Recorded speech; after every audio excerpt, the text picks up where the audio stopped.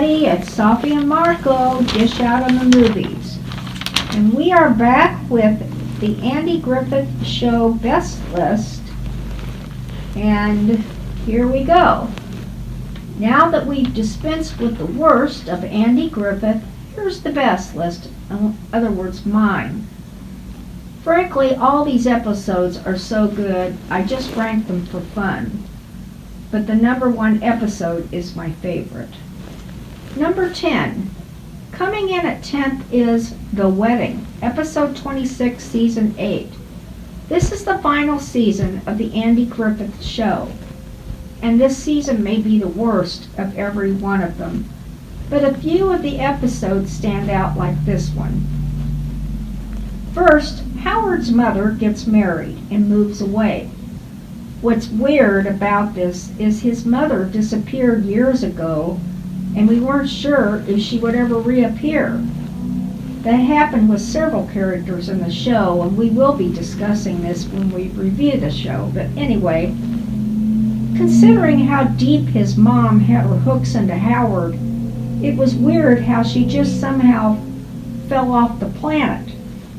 At least she showed up in the end to provide closure to her character's story. But this isn't this is not the good part of the episode. Basically, it's what I really liked about it came later. Since Howard now lives by himself, he decides to turn his house into a bachelor pad and throw a housewarming party.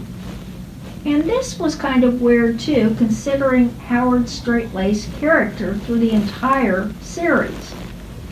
The only female to show up at the party, the unveiling of his bachelor pad, is Helen, who accompanies Andy because she is Andy's girlfriend. All the men dance with her. It reminded me of the movie called The Devil and Daniel Webster, where the devil's mistress dances with the victims until they die, and then the devil collects their souls. When it was Emmett's turn to dance with Ellen, however, it was like a scene out of Dancing with the Stars. Apparently Emmett, who is played by Paul Hartman, was formerly a vaudeville entertainer who professionally danced with a partner. Usually all you ever saw Howard do in this show was fix appliances in his fix-it shop. Complaining about somebody or something. But in this episode, he was an amazingly good dancer, and Helen really matched him up step for step. I loved it, and his dancing gave me a new appreciation of his character. Yeah. And another positive and good thing about it was that it looked like the other characters also had a lot of fun watching him dance. Number 9, the Boogie Barber. What? I think that one thing you could have done to make the episode better was to take all the wedding stuff out of it, because honestly nobody cares about his mother, because they erased her from history a long time ago. Anyway, yeah, so why would they bring her back just to have her have this stupid wedding 5-minute scene? I think that as well as that Helen being there, I think that Howard should have invited 2 surprise guests and been like, oh wait a second, I did invite 2 more people. And then I think that the fun girls should have come back, and I think they should have come into his apartment, and they should have made a ruckus, and I think that would have been hilarious. Yeah, he could have said, "Oh, guess what, guys? My mom eloped, and she's left town," and he could have just said something if they wanted to do some closure for the character. They didn't have to do the wedding. They didn't treat her character good to begin with, so... No. Okay. Well, number 9 is The Boogie Barber, episode 28, season 2. Lloyd, the barber, hires a second barber for his shop who brings his own clients with him. The same people visit him over and over, multiple visits within a short time. No one needs that many haircuts. This aroused suspicion, and Barney decides to dress as a woman to see what's really going on. Every time I think about it, I laugh. When Barney dresses like a woman, he is spot on funny. He does this in a few episodes, and it is always funny. It turned out that the new barber was a bookie, and Barney and Andy catch him. That's why the episode's called The Boogie Barber. Right. Number 8, Aunt B The Warden, episode 23, season 2. The jail is so full in Mayberry that Otis, the town drunk, can't stay in his usual cell, so he has to stay in Andy's guest room in his house. When he wakes up from his drunken slumber, Aunt B puts him to work and doesn't let him get away with anything. Aunt B shows a strong, firm side to herself that I have never seen before, and watching Otis work his butt off for her was fun. The best scene was when Otis had the neighbor bring over a ladder to the bedroom window, and so he grabbed his suitcase out, and he's just climbing down the ladder, and then he reaches the bottom, and Aunt B is actually holding the ladder for him, and she asked him if he got a chore done, and he's like, no, and she's like, back to work. And, yep. And he goes back to work. A note, Otis disappeared from the show, like I talked about. Like a lot of other characters. Like a lot of other characters. But he became a voice for several animated characters and many, many cartoons. Even one of the main characters in Winnie the Pooh. Okay, it's number 7, Barney and the Choir. Episode 20, Season 2. This episode is really hilarious. I have seen it a number of times. Barney is asked to join the choir, but the others soon find out he's a terrible singer. The lengths and deception they go through to keep him from singing while convincing him that he is singing is so funny.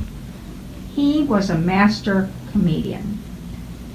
Number 6. In fact, I think maybe Don Knotts is my favorite comedian. Yeah. Nobody matches him. No, I don't think so either. Well, maybe Lucille Ball, but that's a different kind of comedian. No way. She's nowhere near as good as Don Knotts. The way that he projects, and he tirelessly just drains himself of all the energy he has, and he has all this authority, even though he's so tiny. And she's good too, but she's nowhere near as good as him. Is what the problem is. I think people forget about him. If they did what we did and watched all these episodes, I think they would have a new appreciation. Yeah, all people do is talk about whatever comedians are popular to talk about. I mean, if you want to talk about some of the top comedians, they're all from the olden ages, like Don Knotts, Abbott and Costello, Robin Williams. I can't name any others. That's not the list. Okay, well, the next is number 6, and it's The Bazaar, episode 5, season 6. Andy's new deputy is a stickler for upholding the law. His new deputy's name is Warren, sorry. He's so strict that he arrests Aunt B and the rest of the church bazaar ladies for gambling, which in real speak is church bingo. To see all these ladies with their hats and bird's nest hairdos hanging their slips, undergarments you wear under dresses, and stockings around the jail cells is a funny scene. Number 5, Convicts at Large, episode 11, season 3. When Barney and Floyd decide to go fishing, they get taken hostage by 3 female escaped convicts. This episode is so funny, and when Andy rescues Barney, the rescue is even funnier. Number 4, The Pickle Story, Episode 11, Season 2. Now this is confusing, but I'll try my best. And this is one of Marco's favorites, so maybe he can help me. I wouldn't spoil that. Well, this is another classic episode. When I lived in my small town, being a contestant for Best in Baking, Cooking, Sewing, or anything never seemed to be too important to the people there. It wasn't until both of my sons were in a 4-H. suburban 4-H club in Greene County, Ohio, I got to see the competition process for best of flower arranging, art, cooking, rocketry, sewing, etc., all from people vying for the best in the county fair. The only thing I don't like about that is that you can tell with some of the projects that their parents did it for them. Yeah, but even aside from the 4-H, there were adults who were competing in separate competitions. I really like it. I like going around and seeing the different types of projects. Well, Marco did not get to do this, but when my other son Went to state. He went to state. Well, Marco could have gone to state, but they did not have a state fair competition in what he got first place I in. won first place like 3 years in a row for filmmaking.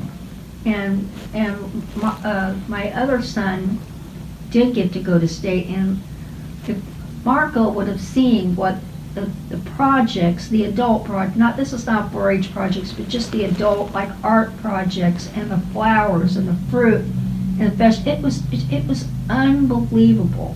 It was mind-boggling. You just couldn't believe the work and the effort people did to submit something to a fair. And that's what this whole episode was about. And it's about her Aunt Bee and her ghastly pickle recipe. She thinks they are so good because everyone eats them all up. What happens is, this is really hard. Andy. I'll just do it. Andy and Barney Yeah. replace her awful pickles with store pickles. Yeah. And then Barney takes the pickles that are hers and he hands them out to random people on the highway. And then they have to eat up all the pickles so that she doesn't enter the competition. You know, they don't want her to have any left. Yeah, and this backfires when she thinks that they're so good that she'll make a double batch. So she makes the batch for the fair. Her horrible pickles. She loses, obviously.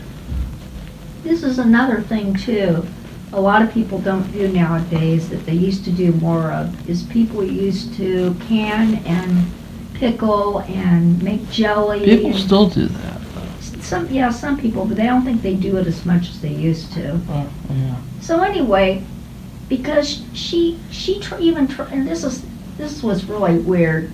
She tries one of these store-bought pickles. Oh boy, this is good. I think I'll enter the fair. Maybe this year I can beat Clara.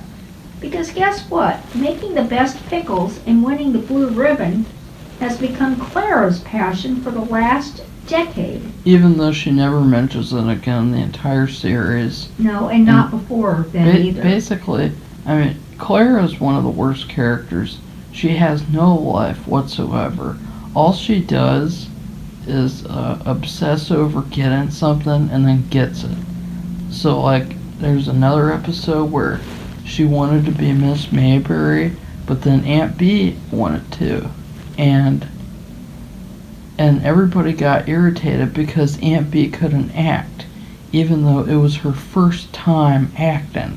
They expected her to be perfect on her first time. Yeah, it wasn't fair. And so then guess what happens? Clara just gets what she wants, as usual. Well, she comes back. That's what always happens. Yeah. It's so sickening, except for Only Rose, which I'm sad I didn't get to put that on my list. Okay, well, in the episode at the end, Aunt Bee does make her own pickles, which are I think they said they were like kerosene. Kerosene cucumbers. Kerosene cucumbers, and of course, Clara won. Yeah. And As like usual. like I said, it gets a little complicated, but it is very well done and funny. You have to watch it to believe it.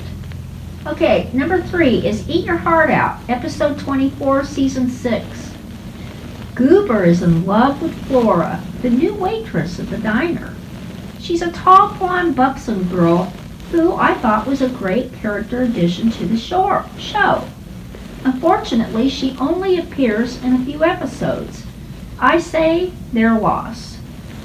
Goober goes to the diner several times a day just to eat so he can see Flora. One day he decides to bring his good friend Andy so he can see Flora too. When she brings out their 2 plates of food, she immediately crosses her arms to switch the plates so Andy gets the bigger portion. Apparently, Flora likes Andy and not Goober. Every time I think of this episode, I remember the plate switch. It happens several times, and it makes me laugh to think about it.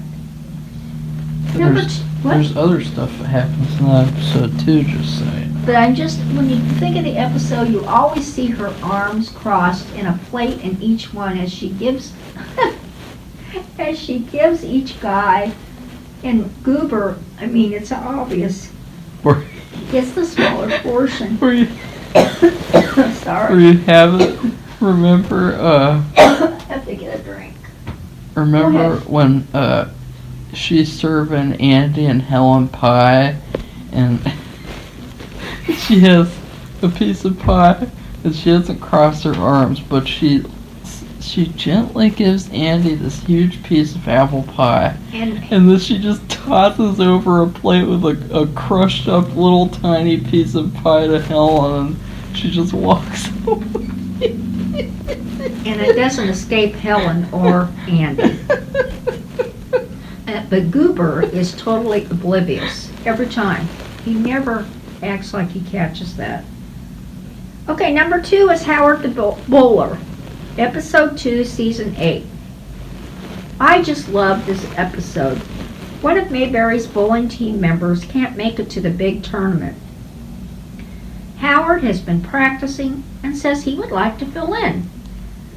But the team of Andy and Goober, and Emmett's their sponsor, Emmett compliance. He doesn't want them to let Howard bowl at first, and they don't either, because none of them believe he's any good.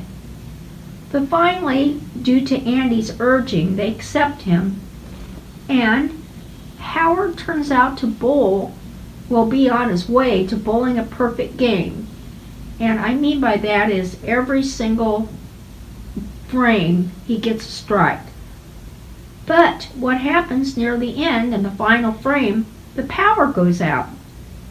And everybody wants to see if he can do it. So they come back the next night, and a lot of betting goes on. Does Howard bowl that perfect game? Can he pull it off? Tune in to find out. I love this episode because it looked like the actors were having a lot of fun. And Howard had a very unique way of bowling. Okay, last one, number 1. Oh boy. Christmas Story, episode 11, season 1. CBS has been showing this episode at Christmas the last few years, so a lot of people nowadays have seen it. It was originally in black and white, but I guess the TV gods decided to colorize it for today's audiences. I really love it when a TV series attempts a holiday episode, whether it be Christmas or Halloween. The effort matters to me, and if the series does it, I appreciate it. I love this episode. Everybody gets together and sings and eats food and gets the Scrooge-like business owner guy to admit he's wrong and join in on the fun. It's a very pleasant and heartfelt episode, and Ellie, the pharmacist, sings away in a manger. And that's it for me. Now to you, Marco. Let's see what you think is your best episode. Well, we're gonna have to go into the other room because somebody wants to go to bed in here, so Uh-oh. we're gonna have to take a slight break Okay. once again.